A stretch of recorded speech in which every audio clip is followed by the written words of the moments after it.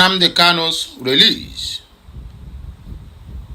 Obi Agwocha, who happens to be Ikuano Abishikwato constituency representatives at the Zoo House of Reps, don't come out to re-echo what I have been shouting all these years. What is that? That the federal government is not ready to quench the insecurity in the southeast. In other words, they created it. Because when everybody was shouting, release Mazi Nnamdi Kanu, insecurity will stop. I come out and made it clear. I said, the people you are calling to release Mazi Nnamdi Kanu for insecurity to stop in the southeast, are they really want the insecurity to stop? The answer is no, because they created it. It is a shadow insecurity. Any day they decide to quench it, they will quench it because they are the one that is sponsoring the insecurity. Anyway, let me not waste much of your time. I would like you to see this clip from Obi Agwocha's interview with Arise TV, and then we'll come back here for more discussion. I beg, help me to circulate this message. Happy Monday and happy new week. It shall be well with all of us. Oh yeah, let's go there. His prosecution team, every member of his prosecution team are Yoruba. So the judge is Yoruba. It now appears as if it's a war between the Yoruba tribe and the Igbo tribe. It shouldn't be like that.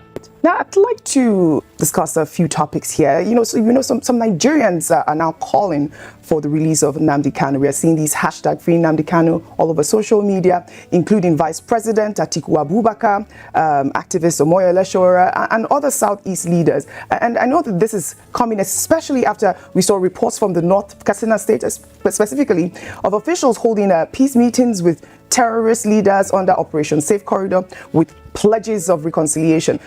Meanwhile, we know that Nnamdi Kanu, who I believe was discharged at one point in 2022 by the Court of Appeal, remains in detention. And these are the conversations that we're seeing online. Now, how do you reconcile these apparent double standard in the government's approach in dealing with Nnamdi Kanu's case? Now, do you believe there is any sort of ethnic or regional dimension to how the federal government treats security challenges in the Southeast versus the Northwest? Yeah, thank you very much for that question, OJ. Clearly, Section 40 of the Nigerian Constitution as amended guarantees the right to peaceful assembly and association.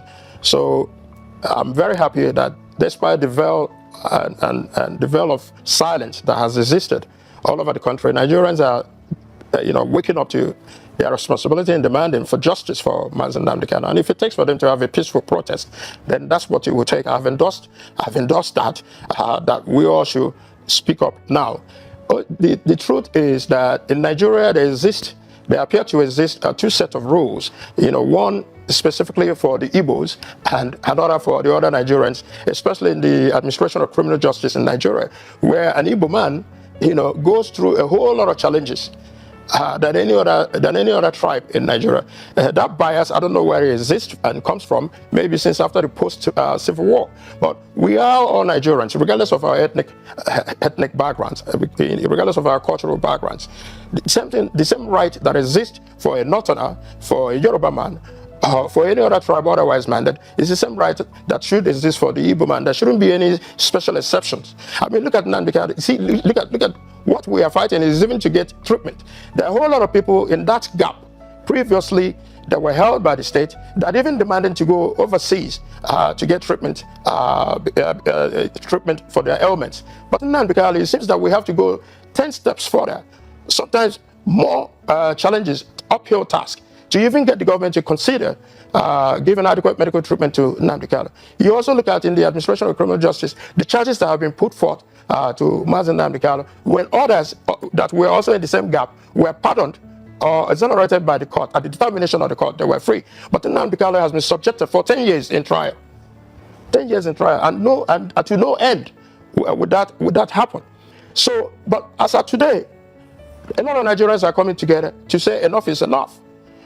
Look at the recent pardon of Mr. President. He pardoned everybody, even those who are drug lords, those who have murdered people in the country. Yet Nnamdi Kanu has not been proved either through the court testimonies of witnesses or otherwise minded that he has committed any offense. Yet he's been subjugated and he's been subjected to almost like his rights as a person have been dehumanized. So what we are asking for is for the government to be able to look critically on the issue of Mazi Nnamdi Kanu, to ensure that fundamentally that this is the aspirations and hope of people, especially of the Igbo tribe, that if Mazi Nnamdi Kanu is released, it will bring about, it will bring security in the Southeast, it will enhance productivity, and at the same time, allow the Igbos to freely be engaged in various activities that Igbos are running away from because of high crime and criminality, banditry and assassination. So for Mr. President, it will also help Mr. President consolidate his goodwill in the Southeast. But for him, and then you look at, I'm sorry to say, but when you look at his prosecution team, every member of his prosecution team are Yoruba. So the judge is Yoruba. It now appears as if it's a war between the Yoruba tribe and the Igbo tribe. It shouldn't be like that. So for us, it is critically important for the government to be circumspect about this, and the Igbos are asking for it, and that this is our this is our hope and aspiration, that the president can consider universally the release of Mazi Nnamdi Kanu, so the Southeast can return to peace, and Mazi Nnamdi Kanu can come to his family and be engaged in productive activities as he has been previously. That he's demanding for and demanding for the welfare and well-being of his people is not, again, it's not a crime. Right. Anybody can demand for the betterment of their people. After all, their people, which are the Igbos themselves, have felt exceedingly marginalized in this project called Nigeria. But we are Nigerians. We need to come together and work together, hand in hand, to ensure that what is good for the other tribes and what is good for every other person is also good for the Igbo man, and begin to stop this hatred, biases that occur when it's an Igbo man than otherwise stated. So I'm pleading with Mr. President, I'm pleading. Go ahead. You were saying yes. You're pleading to Mr. President, but I wanted to take you on we're that. Pleading with Mr. President to take a second look at the issue of Mazi Nnamdi Kanu. When Mazi Nnamdi Kanu was initially arrested, he was 46 or 47 years old, and now he's about 57 years old, and still in detention, still on trial. And it is important that we'll bring all the spectacle to a conclusion and free Mazi Nnamdi Kanu as we are demanding for. I wanted to take you up on that rhetoric you made about the president granting clemency to 175 inmates and ex-convicts. Now, you know that the presidency is defending this as a legitimate exercise of constitutional powers of mercy.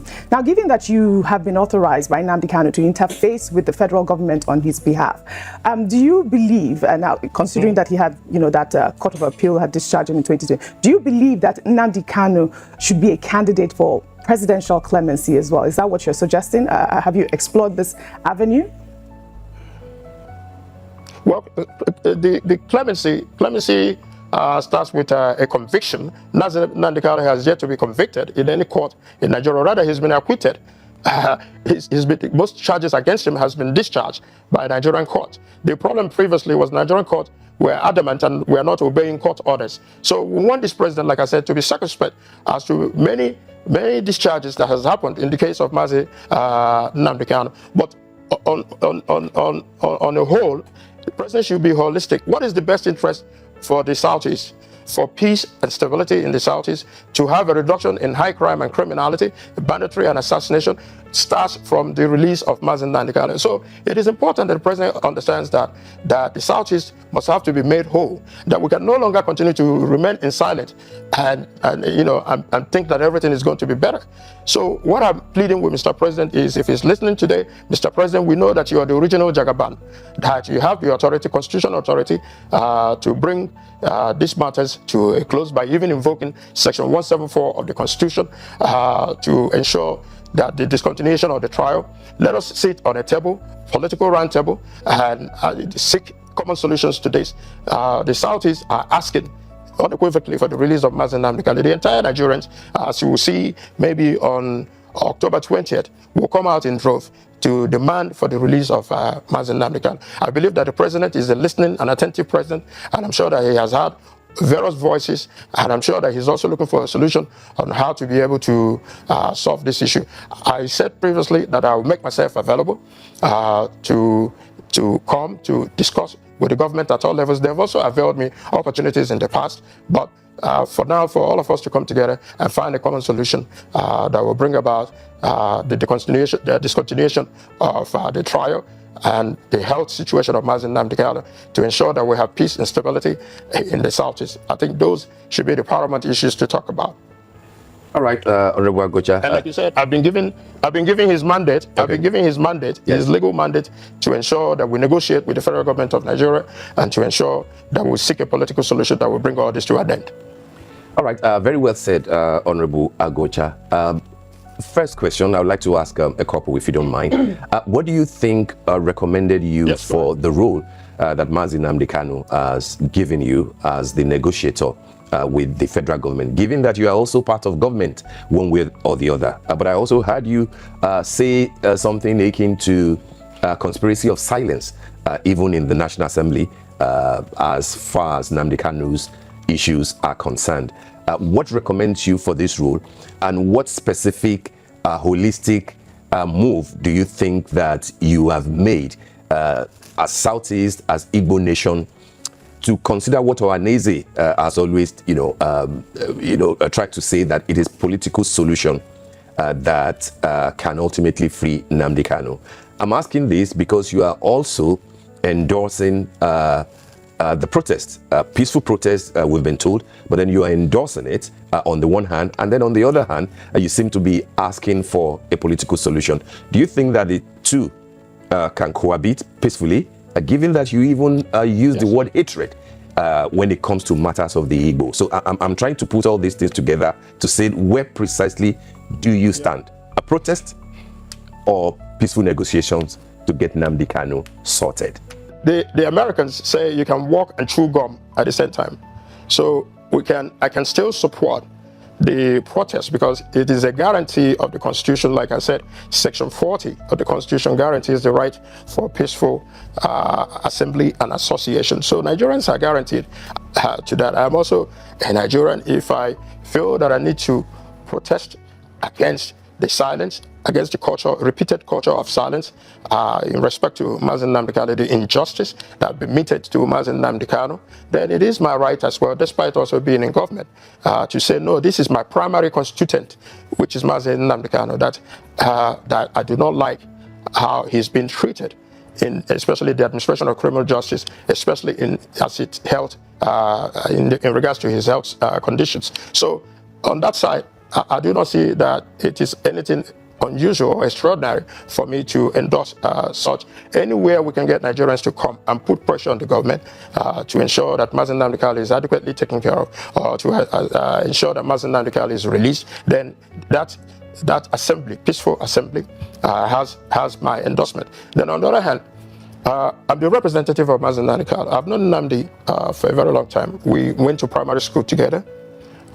He was my junior. Went to secondary school together. We lived in the same Omaya. He's my constituent. So it is my responsibility in government to speak not just for him, but for many others in that gap of injustice. So it's my responsibility as well. Now, for him to have given me the mandate to negotiate means the highest confidence that he has and trust that he has in me, to know that I will stand by him unequivocally, regardless of the circumstances, and that I will be there to speak up, to ensure that his matter is given a national urgency that he has been given right now.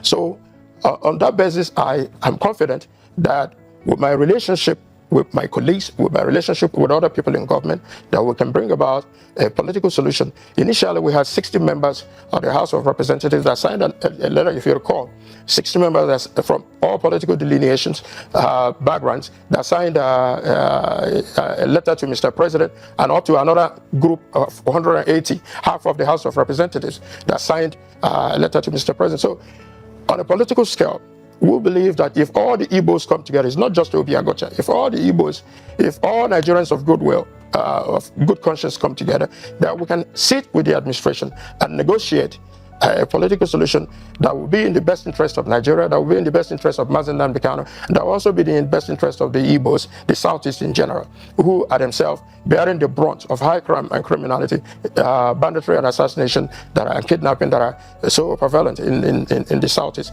So I believe that this is a unique opportunity for the government again to look towards,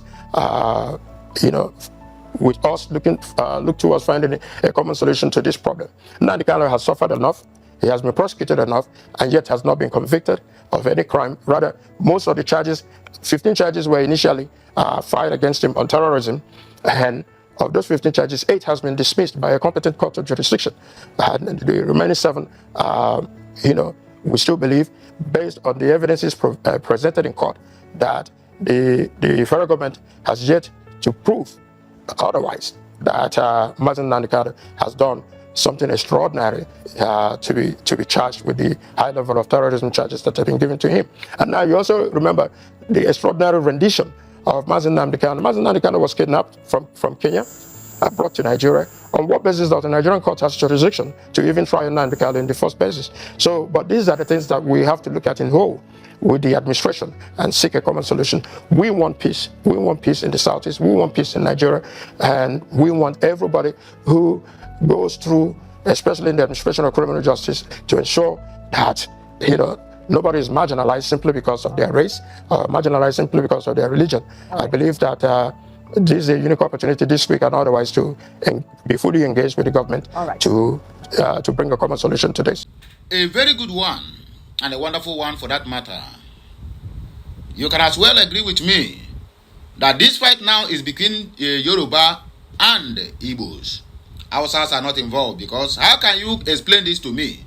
That all the whole persecution in the case of Mazen Nnamdi Kanu, the president is Yoruba, persecuting Mazen Nnamdi Kanu, the office of the chief of staff, CSO, is Yoruba, Femi Gbajabiamila, the judge is Yoruba, James Omotosho, the prosecutors, lawyers is Yoruba, Awomolo and his cohorts. The DSS, prosecuting Nnamdi Kanu, is Yoruba. The leader is also, what is the name of that one? EFCC is Yoruba. All persecuting small Mazen Nnamdi Kanu. And you tell me they are not afraid of Igbos. I don't want to dwell on hearsay or what people keep portraying. Even the people who have no business with Mazen Nnamdi Kanu now, all the stickers is everywhere on X. Who are they? 99% and a half are Yorubastards and Yorubaboons.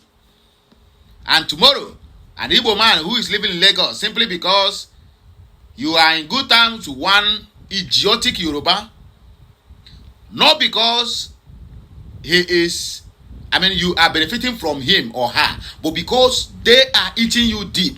That is the only way you can be in a good relationship with them.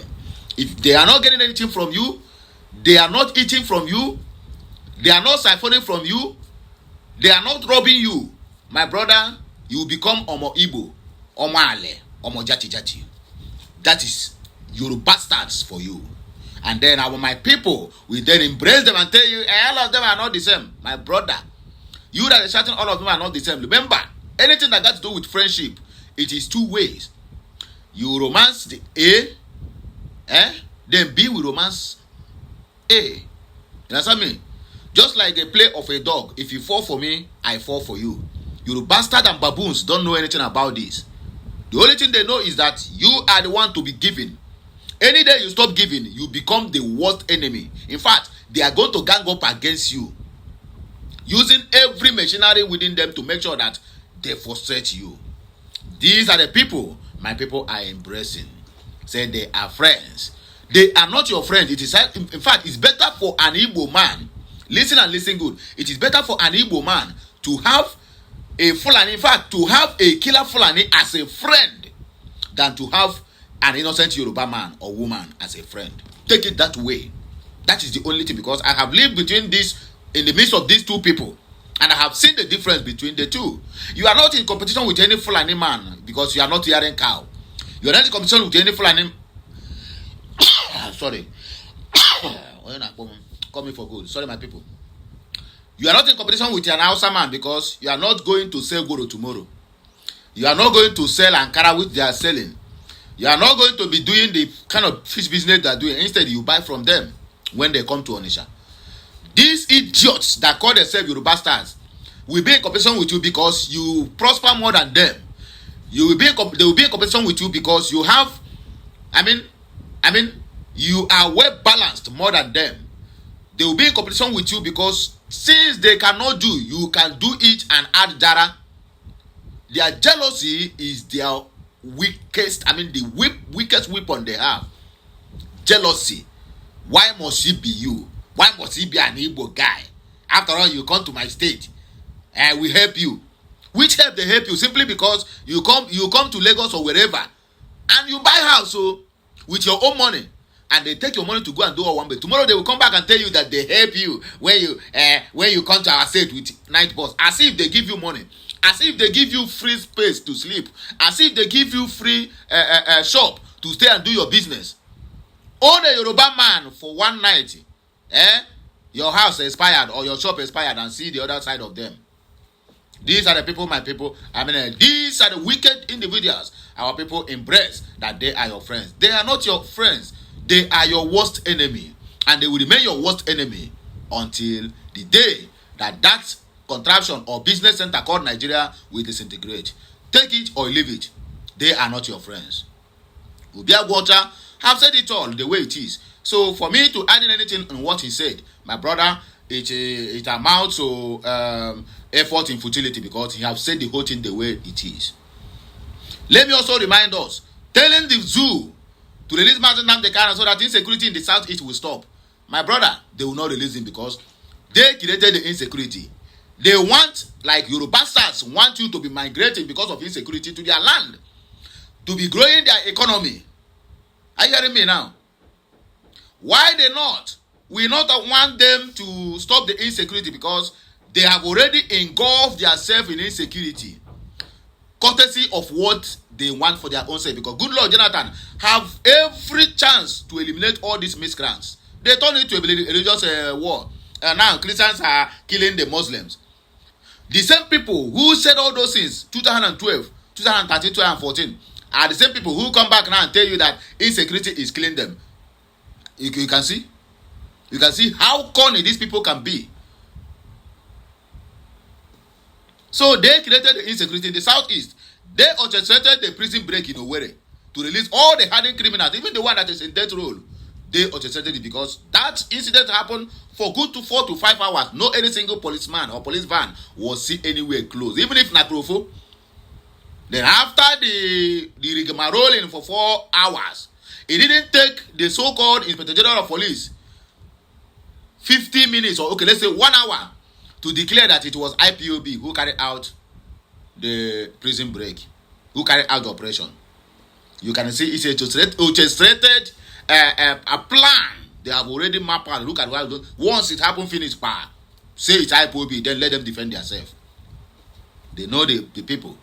And where this thing happened in Owerri, it's not far. It's just 20 to 30 meters, or 20 to 30 minutes drive from the so-called Inspector General, Commissioner of Police, from the so-called Imo State Government House. Prominent people are leaving those areas. Automatically, it makes those areas more secure than every other place because security of those areas is what is tam. But it happened 4 to 5 hours. They even begin to use key, opening the cells on who they want to free, calling their names, and they're coming out. For 5 good hours, no any intervention. So they created the insecurity. And now they blame it on Mazi Nnamdi Kanu. Hope Uzodinma knows when he come out to clear his name and said that the killings and whatever that happened in Imo State have nothing to do with IPOB or Mazi Nnamdi Kanu. He has made it clear in 2 or 3 occasions. Yet, some idiots are still want to rewrite it, the history, and blaming it on IPOB and Mazi Nnamdi Kanu simply because they want to, they just to give that dog a bad name to crucify it. Well, my people, I have nothing much to say. Obiagwocha has said it all. Do your own, work by sharing this video and make sure it gets to every nooks and crannies of Biafraland or outside Biafraland so that our people can get this message very clear. Obiagwocha, he has spoken more than, like an elder, and I applaud him for that. So have a nice day, and this week it shall be well with all of us. Please continue to share this video, continue to like it, continue to comment on it. God must surely bless you in all ramifications. it shall be well with your soul. Ka Chineke mezie okwu.